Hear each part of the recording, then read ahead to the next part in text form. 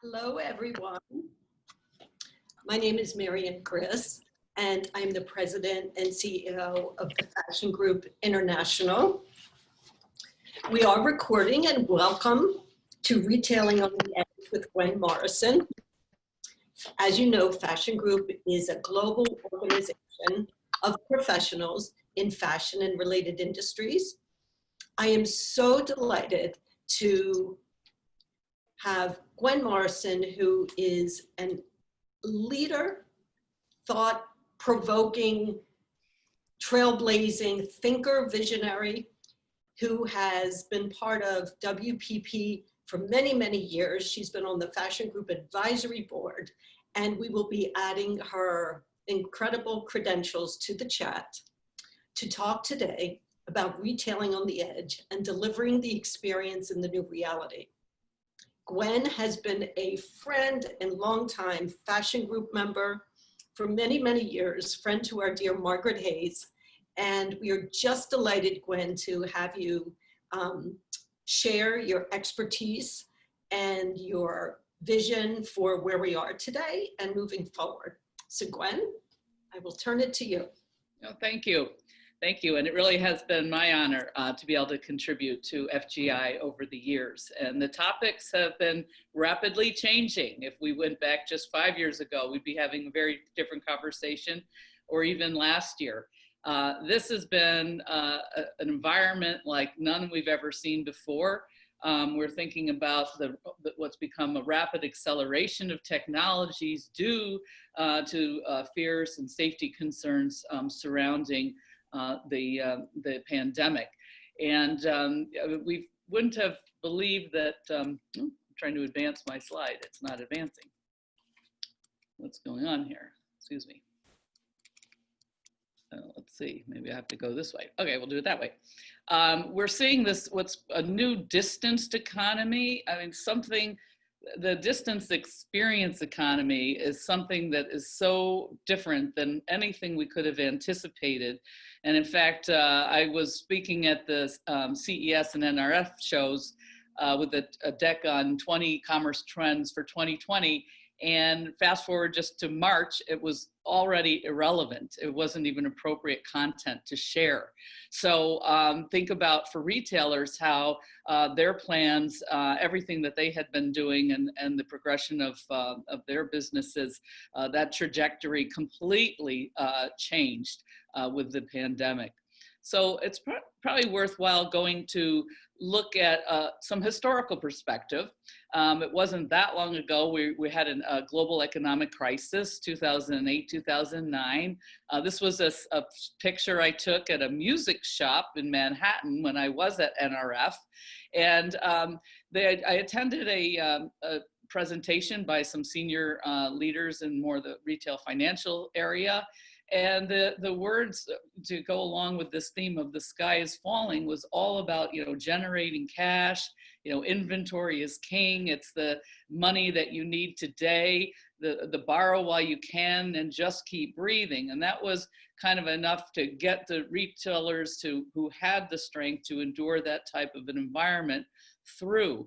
But today is very different environment, because you have this fear of interacting in a store itself. And just to put that in perspective, during 2009, the early first part of that year, people were buying. They were finding incredible deals. I remember being on Saks Fifth Avenue, it was 75% off of already reduced merchandise. That's not what's happening today. First of all, the inventory was already slightly at a lower level because of so much of the AI and other predictive technologies that help us manage and anticipate inventory needs.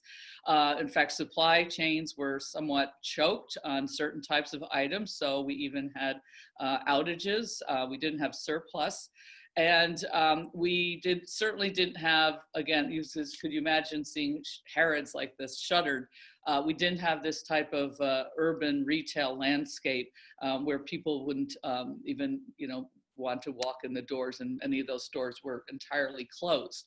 So the highly celebrated experience formats that we were, giving awards to just this past year just don't meet the moment. And whether they were the wonderful Starbucks roasteries and the Apple stores, or some of these more homespun, participatory, workshopy types of environments where we could, touch and learn, that's just off the table. So instead, we're looking at an environment where people are moving around, avoiding each other, darting and dashing. And while there's a lot of anxiety and frustration, which is real, and we're going to have to contend with this for quite some time, I have to celebrate how our retailers have been able to be agile and to pivot and to be able to function with different types of measures that help to ensure our security as we're trying to navigate this environment.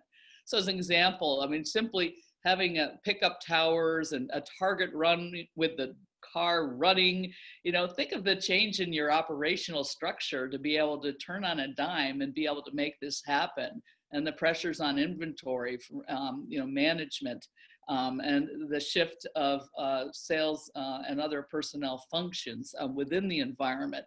So I think we've seen some amazing examples of retailers really rising to the occasion and being on the side of the consumer who needs to have that sense of safety to reduce the anxiety. Still, this is our reality. We see people in line outside of stores waiting their turn in the queue, and we've seen more fender benders in the Costco parking lots because everyone's anxious to get their spot. So this is a time where a lot of thought is going to have to go into looking at solutions that can identify people at the perimeter of the parking lot or as they enter a parking lot. Why don't they get a number right away? Then they don't have to be so anxious about parking their car, and use that time in the car to start putting your order together. So as this goes on, as this isn't just 3 months, 4 months, as we don't see an end to this on our immediate horizon, and we go into severe weather conditions and so forth, retailers are going to have to come up with new solutions. And the good news is many of the technologies are there. They just have to be brought together. Now, another challenge that we're looking at is that we emotionally connecting with shoppers has been such an important part of retail, really at the core of great retail. So how do we emotionally connect when now they're not in our physical environments? On the left, you see Lululemon flagship store. They just opened in Chicago, where I'm based. And they have to, of course, discontinue everything related to the activities that were to happen in that store. So now they've introduced a mirror technology so you can have a participatory exercise program from your home. So that's a quick pivot. It's not unlike a Peloton type of a situation. And then in their stores, they have moved to there's a virtual waitlist app that starts to do what I was getting at with the example of Costco. Like, at least, I'm in the line, I'm 10 minutes away, and you can start to monitor where you are on the list. And 6 feet of space looks good on you, so do those pants. Starting to at least have a little bit of conversation around making some lively comment around the moment, the reality of our moment. So we're seeing the stores try to figure this out. I wish I had invested in plexiglass last year, more plexiglass panels everywhere, but we have to now move beyond that. So you have to applaud the ultra beauty when figuring out how to come into the store and navigate it, but they really can't participate in using the products and touching and that exploration that was so much at the core of what that store has been about. Now, some retailers have been further along in developing digital engagement tools. And so it really does show how when retailers invested upfront, where they were really pioneers in some of these interactive technologies, that brought the online and to the in-store from different stages of whether it's content, different tools for viewing your lipstick and makeup colors, so through technology. So the Sephoras of the world have probably are that much further ahead in being able to pivot and repurpose those tools as they look at this kind of continuum, what we call a path to purchase. So where are they getting advice on beauty to where are they actually making a selection and then replenishing on those products that they love. So we've seen them, introduce different ways to do more from home, obviously less in store. It's also interesting, this is a photograph I took from the Sprinkles Cupcake ATM in Chicago. And, we've had this unfortunate combination of the looting of our retail on Michigan Avenue and on Oak Street, and, so many beautiful stores that were just ruined overnight, on top of the pandemic that puts in fear into the shopper mindset. So I thought it was very interesting that what seemed like this fun, novel idea that launched over 5 years ago, the Cupcake ATM, is actually now so relevant today. And we saw people standing in line to get their cupcake through the ATM, feeling that sense of safety and distance. So this is sparking more ideas on how vending and other types of fulfillment at the perimeter of a store can actually be a solution in a contactless, fearful environment. Connected commerce and the personalization, again, from home into the store, and connecting this with what I'll call unified commerce type of system. So it's about the engagement, somewhat entertainment, personalization that brands can build with their consumers. And there's so many different types of platforms in use today. It's now very interesting, again, how the geolocation and the personalization start really stitching together. Certainly Burberry, another example of a retailer, it was really on the front of bringing technology into their physical environment and then bringing the runway into the home, making that content really available to everyone, democratizing, what it would be like to be at the front row at the show. And so they've been doing a lot of really interesting launches in China, where their business has been actually quite robust. That luxury sector in China has been on the rise. So there are the personalities that have been able to sell an incredible amount of content. And I think it's we'll get to a moment to more of the live streaming, but these, kind of one-offs, if you will, are now being all connected together to create a full experience for the brands. This is an interesting brand. I don't know if you've heard of Paloma Wool, kind of an indie label, and they've done kind of virtual runway. They really haven't done anything that's quite traditional. They're more of a project on clothing. And so what they've done, they have these very fresh, very user-friendly, somewhat unserious, I think is the word they like to use, pieces. And they were able to engage their brand fans in showing off the pieces that they love the most for that upcoming.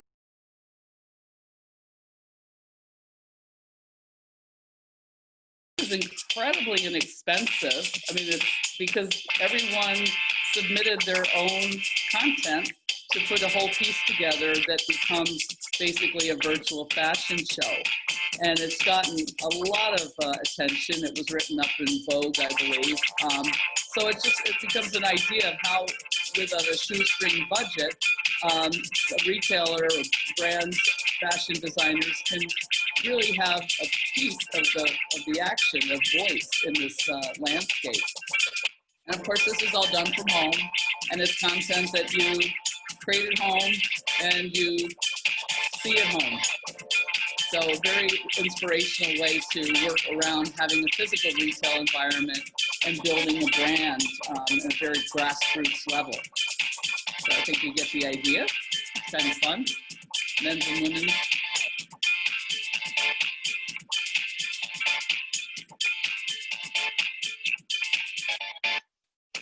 Okay.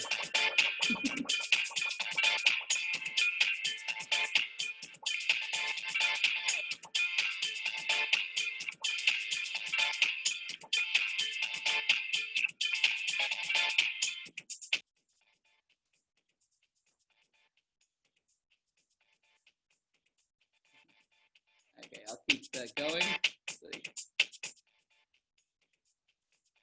I like how the guys participate too.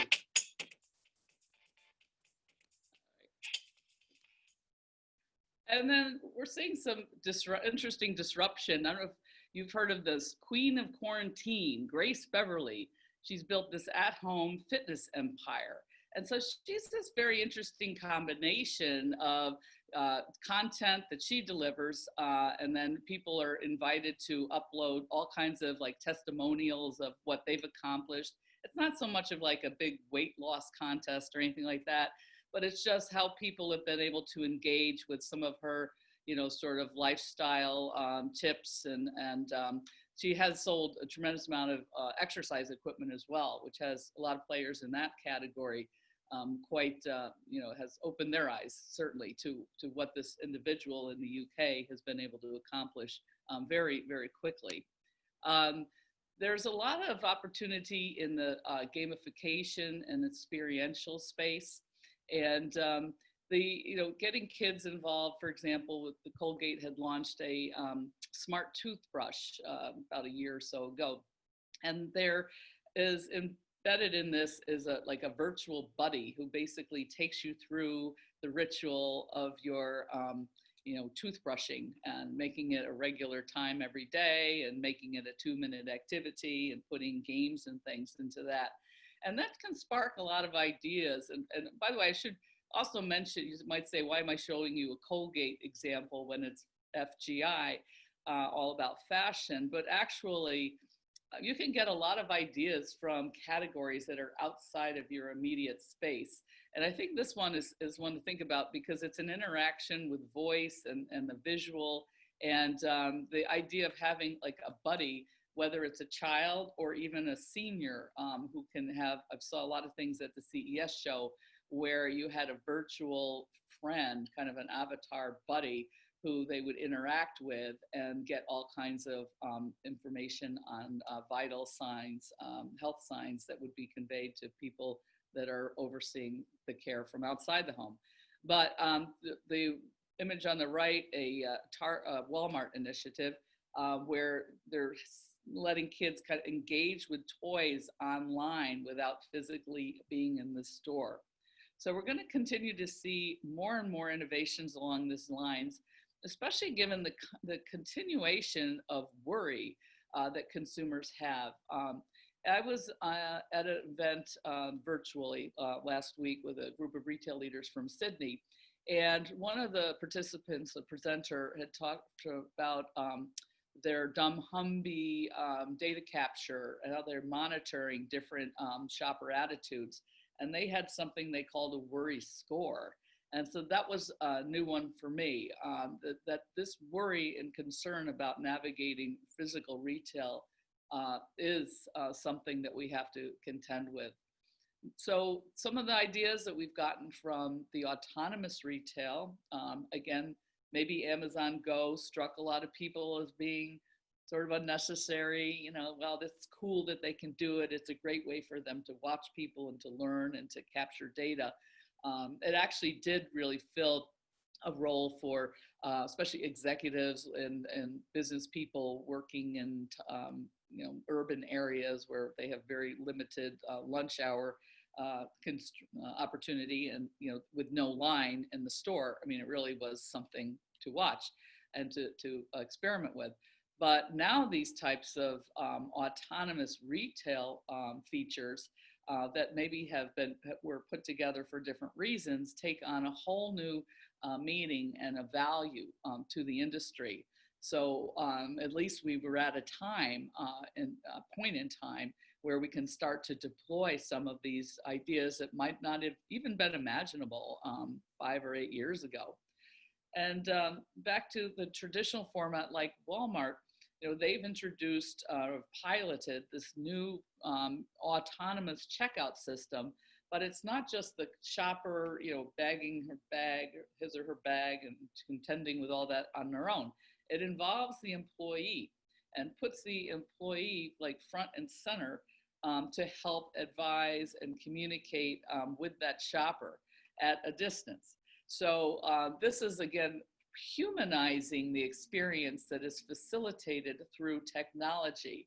And I think that's going to be a key objective moving forward, is how do we bring a human experience back into a physical environment that is made more efficient, safe, and secure through the technology and advances that we're having to make. And these continue to happen as people can't be spending a lot of time trying to find something.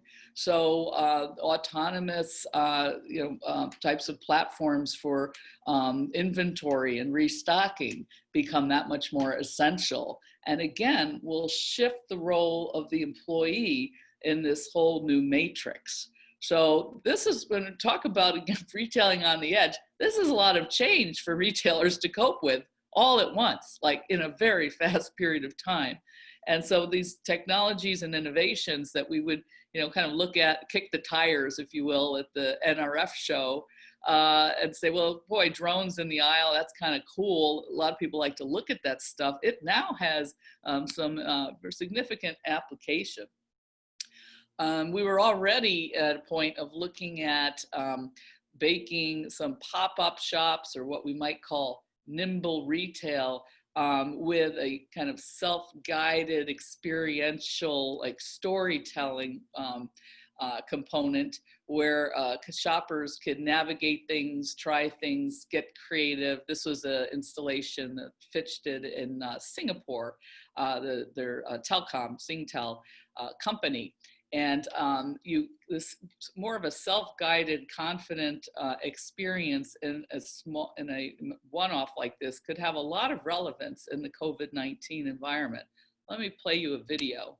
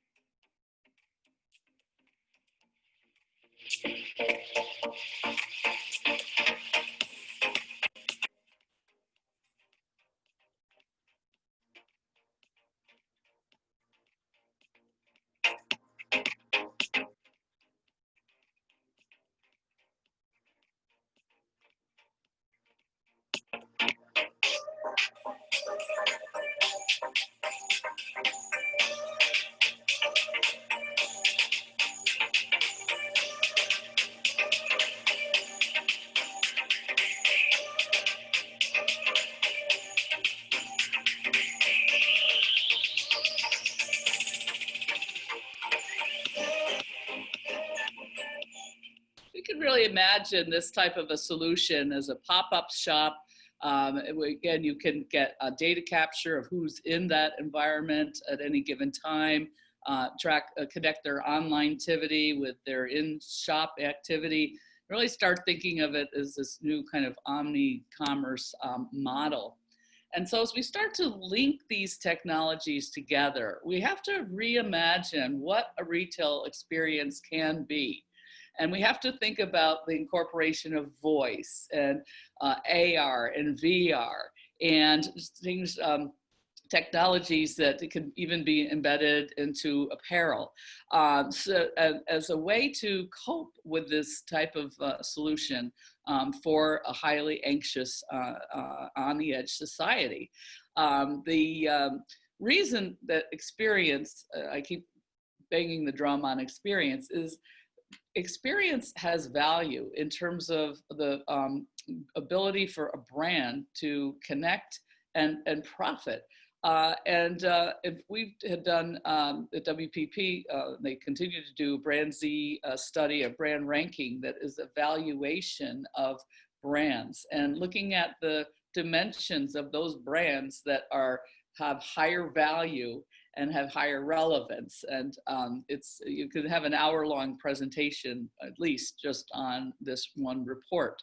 But I wanted to highlight how in their fast riser categories, they have these really experiential, tactile, brands that you can really, you understand, and through a physical and virtual, touch points.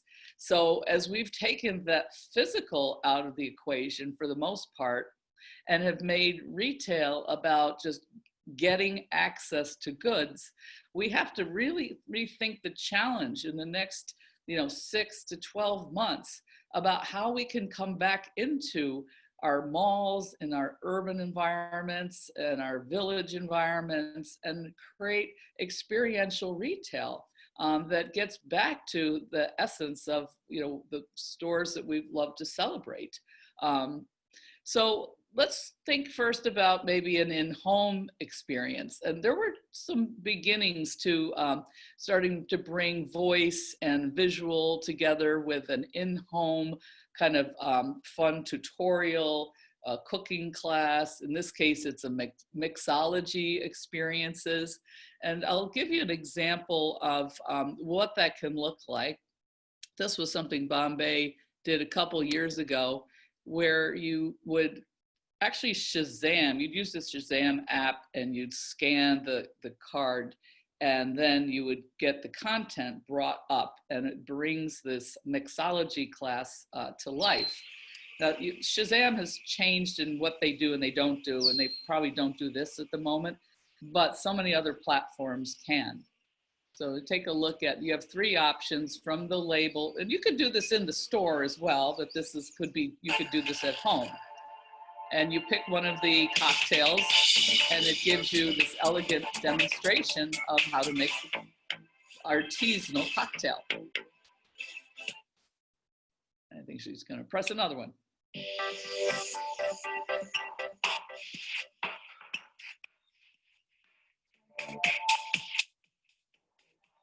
Really romances, the experience of making cocktails. And I think we're going to see more and more content like this, I believe, delivered into the home.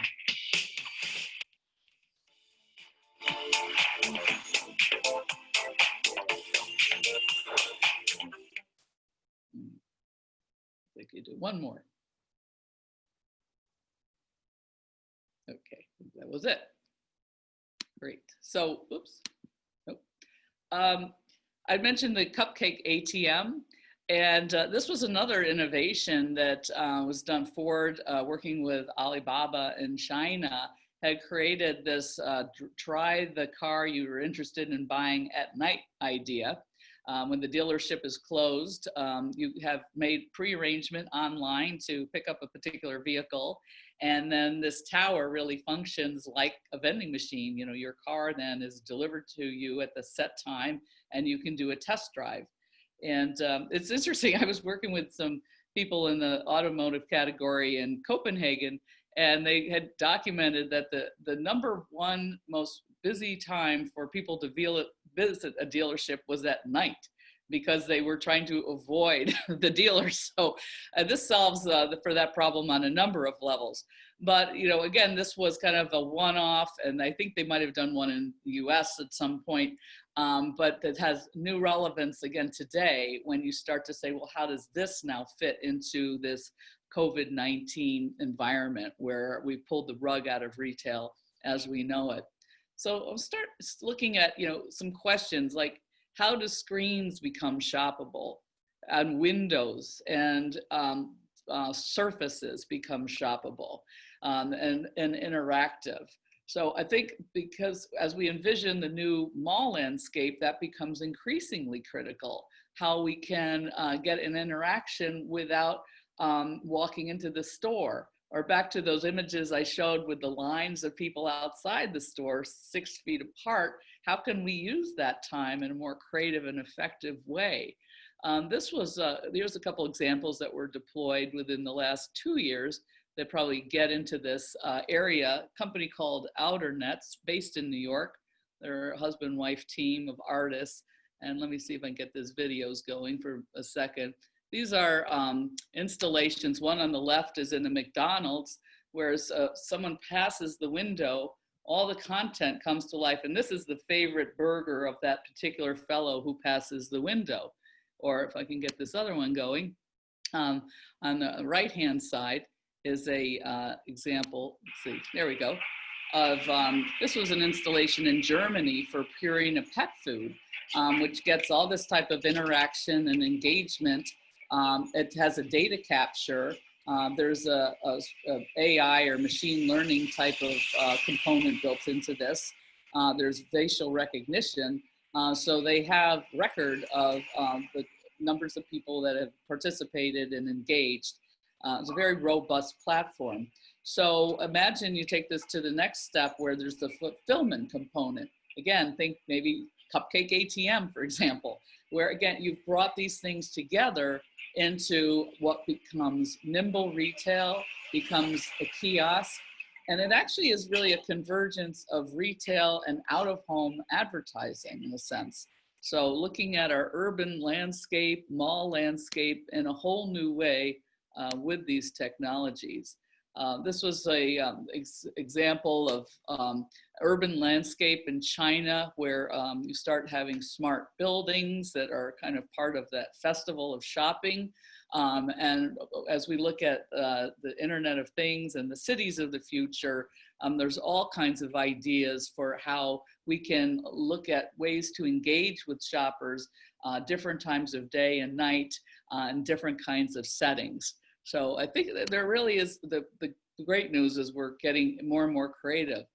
And how can proximity data inform retailers? I mean, there's so much of that geofencing, hyperlocal data that is available. This example, visual of a 7 days in the life of a Whole Foods market in Manhattan. But imagine looking to the right, if you had all that intent, you have information on what a shopper is interested in before they get to your store. It could become incredibly powerful, again, as we stitch these things together. So how can we reimagine events? I mean, this is a big question. Here is a Double 11 shopping festival for Alibaba. I think this was last year. You know, how do we even begin to wrap our heads around bringing people together like that and having that kind of exhilarating, you know, really kind of a great sensory kind of an experience. You know, one more. Well, just a year and a half ago, FGI awarded a woman named Billy Whitehouse the Technology Award for Night of Stars. In fact, I nominated her, and let her share some technology that gets into these embedded wearables and this idea of having a sensory feeling of an event without actually being there. Hey, I'm Billy Whitehouse from Wearable Experiments. Wearable Experiments design and build hardware, software, and apparel. We're here on the field today because we're building this out for football in the US. So on 3, we're going to try a rehearsal, okay? Caroline, just move a touch to your right. Perfect. So as a wearable tech company, we've decided to use the skin as an interface, which means that we send emotions direct to the skin using haptic feedback. Our fan jersey connects you to the emotions of your favorite sports team. You're able to feel all the positive things that are happening with your most favorite team live. Pretty cool stuff. Whatever the football player feels, you'll feel. The vibrations will happen on your jersey simultaneously with the player on the field. It's pretty nifty idea. I like it. I wish I thought of it. So what happens is you select which team you want to follow inside the app. And then when you've selected the team, you get the sensations of what that team is going through, whether it's heartbeat or acceleration, or any sort of excitement that happens when they score a touchdown. You then feel that excitement live as the game is happening. I'm Matt Davis with Bud Innovations. We're here in the immersion area of our Bud Light Hotel. We have Wearable Experiments here with us today. We have these jerseys that interact live with the game. I've been a fan of football forever, and this is the first time I actually feel like I'm a part of the game with this fan jersey. I know this is the future of fandom. Really puts the consumer in the moment and allows us to leverage our brand in a way that we haven't before. We see this fan jersey as the fourth dimension of entertainment, and we're really excited to be here in the US. If you want to know more, go to wearableexperiments.com. So they had launched a yoga pant that's embedded with the sensors, and it guides you through the yoga moves. So again, all these things come together to create experiences and get engagement and the sense of community also, which we're really hungry for. So I'd leave this, how do we get the social back into retail is another big question, because, you know, part of the fun of going shopping, this is a social on steroids back at Alibaba 1111 shopping festival. But, you know, people love to shop. People love to be with other people when they shop. The technology, of course, has created different types of shopping occasions, as this slide points out. But it's very important to us to try to get to a new stage where we can be social and we can have experience as part of our shopping rituals. So retail is being reimagined. It's being reimagined to be more experiential, more personalized, more curated, and certainly frictionless. And frictionless is saying going into the grocery store and dashing and darting and trying to stay 6 feet away isn't frictionless. So technologies are going to be coming together. I would say we'll have this acceleration of adoption and implementation of technologies that would get us to where we thought we'd be probably in 2030 in just a couple of years. So that's going to be quite a ride. We're looking at re-envisioning the role of everything. Exterior as out of home and fulfillment. I showed you some examples of that. Inspiring browsing in a safe environment. Managing where the inventory needs to be. I mean, this is a big challenge as you have people shopping in the store for other people through apps, while people are shopping online from their home, while people are in the store shopping for those very same items. So this is a big challenge. Integrating e-commerce and entertainment, and fulfillment and replenishing. People are getting their goods delivered to home in such different ways today that I think they're going to be very open to not having to browse aisles to find goods that they buy on a regular basis. So that's going to be a new challenge for the stores and the brands in those stores, how those spaces are reimagined to be more about, you know, sort of the dreaming and the experiencing of ideas in a store versus the acquisition or selecting of goods from a shelf. And I think that applies to a lot of different categories. Do you really need to see or find the physical item that you buy every week or every month? Why can't that be put together for you and then add in? Let the entire store be about the seasonal merchandise, you know, the inspirational merchandise, not the things that we're restocking for. So it's going to raise a lot of questions and bring a lot of interesting opportunity into retail. And then realigning employee roles within this technology is going to be a big challenge for all different types of retailers. So with that, I want to thank you, and I would take any questions. Wow, that was really great, Gwen. Thank you so much. Incredible information. There was a question in the chat. What is the name of the line, the customer fashion show that you showed early on? What was the name? Oh, that was Paloma Wool. Paloma Wool. That's great. Thank you. For anyone who'd like to ask a question live, please raise your hand down below in the participants section. You could just hit the button to raise your hand and Xavier will call on you. We certainly would love to see you on screen. Do you have any advice for organizations that are really in a linear business model and trying to transform? It was so interesting that you said selling is really is about just getting to the goods. So can you just talk a little bit about that? I'm not sure with the linear business model, could they add a little to that? a traditional, even if they have a small store or they, let's talk about more bricks and mortar, those who have a small store and are really trying to transform to something that is, low contact. So you said about, people like to have that experience. Right. Some tips for some business owners. Sure. Well, I think, I mean, I've seen a lot of the appointment shopping that Hermes store in Oak Street, they're doing appointment only. So depending on what kind of a shop it is, I think there's ways that bring content, maybe a new cadence of getting content out to people that are maybe following you on Facebook.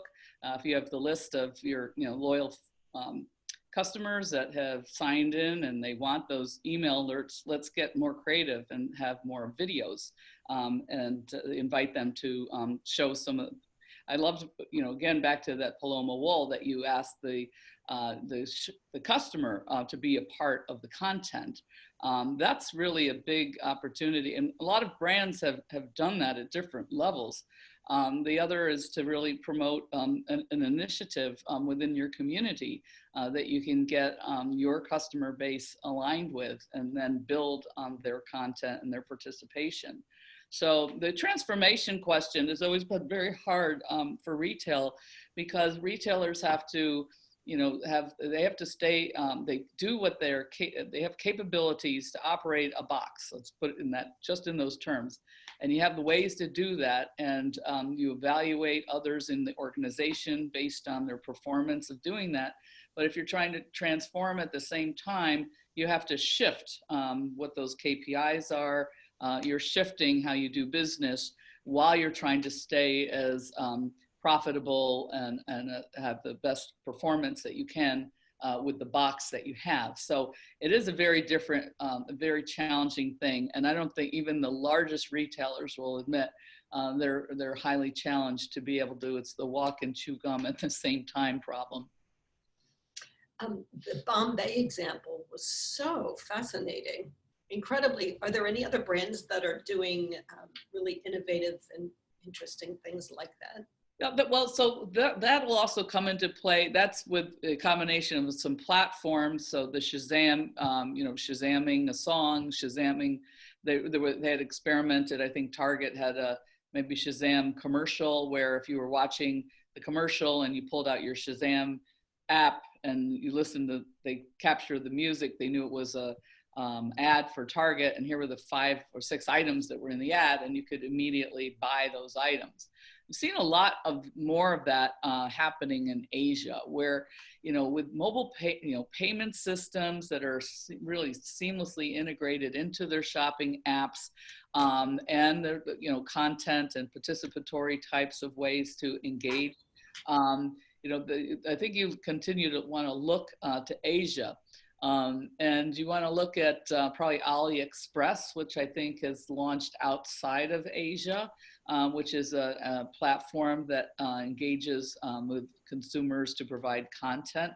I think in that model, a lot of these people are actually kind of competing and trying to get, the followers, and they become the influencers, and they ultimately get paid for some of that content.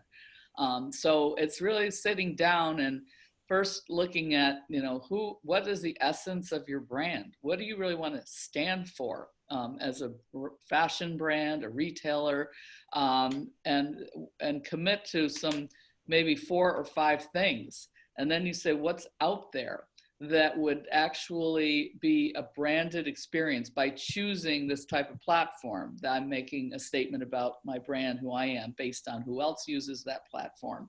I think the scariest thing is trying to do everything at once, and it's almost impossible.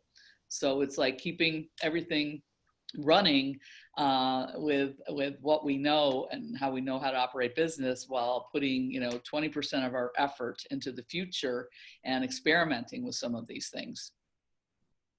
The other part I would add to that is as the smart devices, things like Samsung had rolled out the refrigerator that had the screen, kind of like an iPad screen embedded into the door of the refrigerator.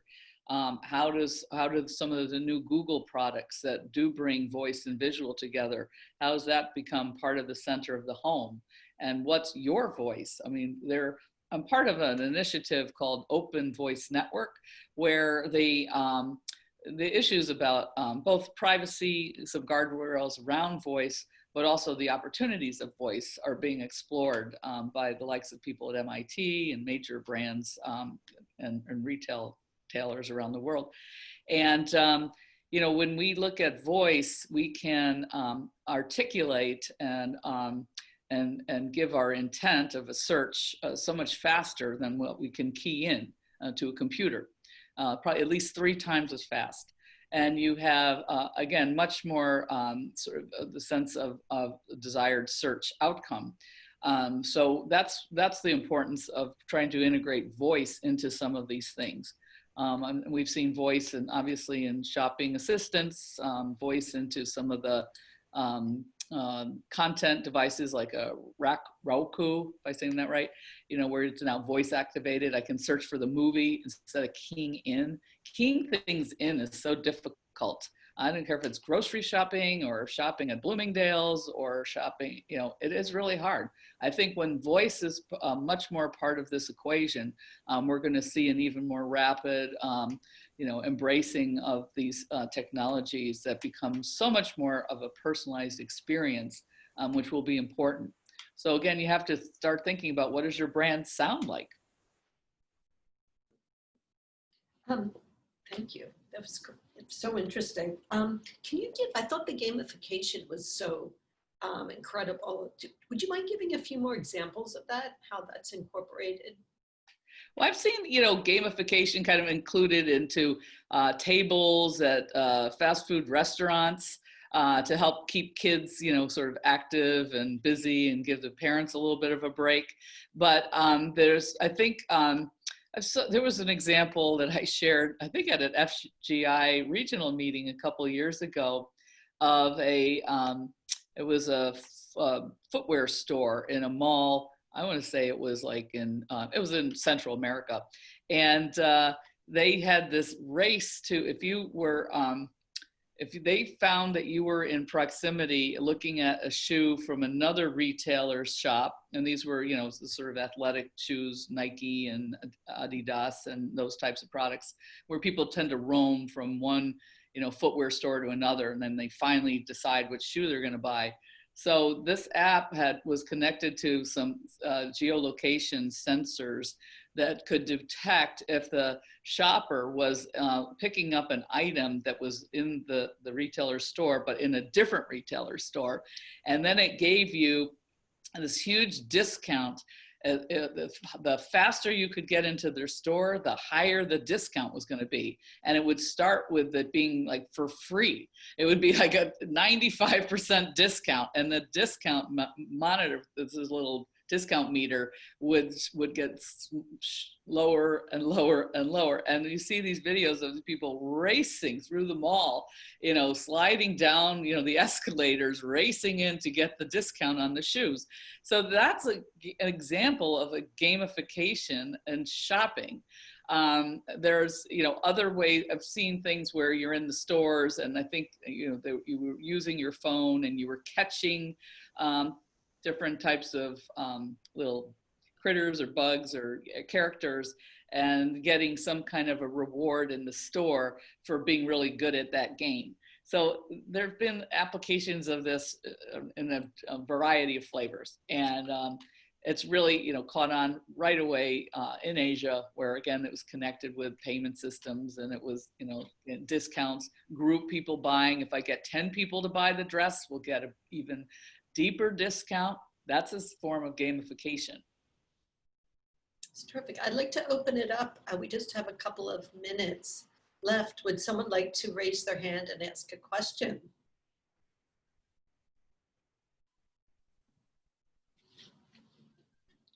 Is there anything, Gwen, that you'd like to add? This is incredibly interesting.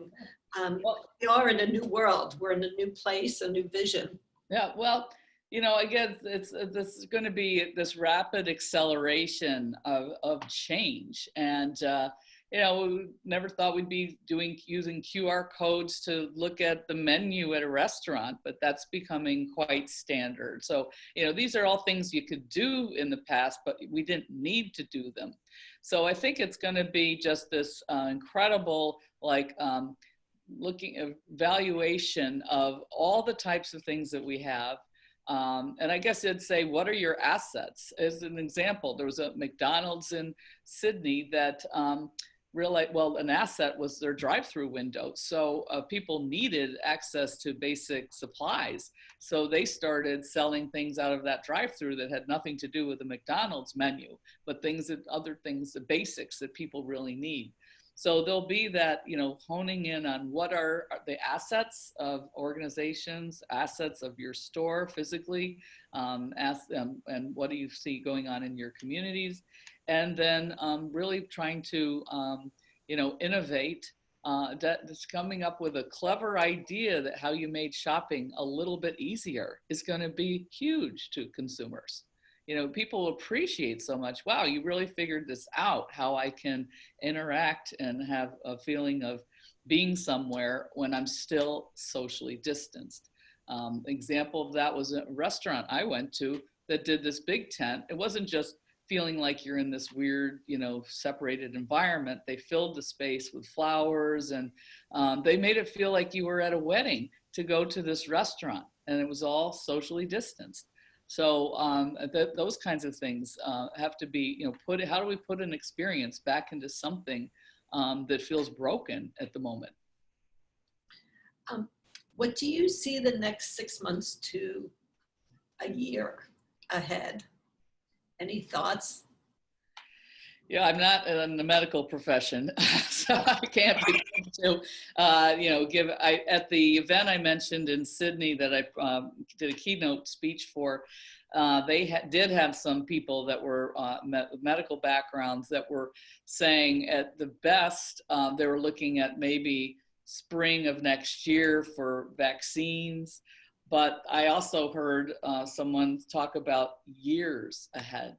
So I guess I can say that honestly, I've never seen this movie before.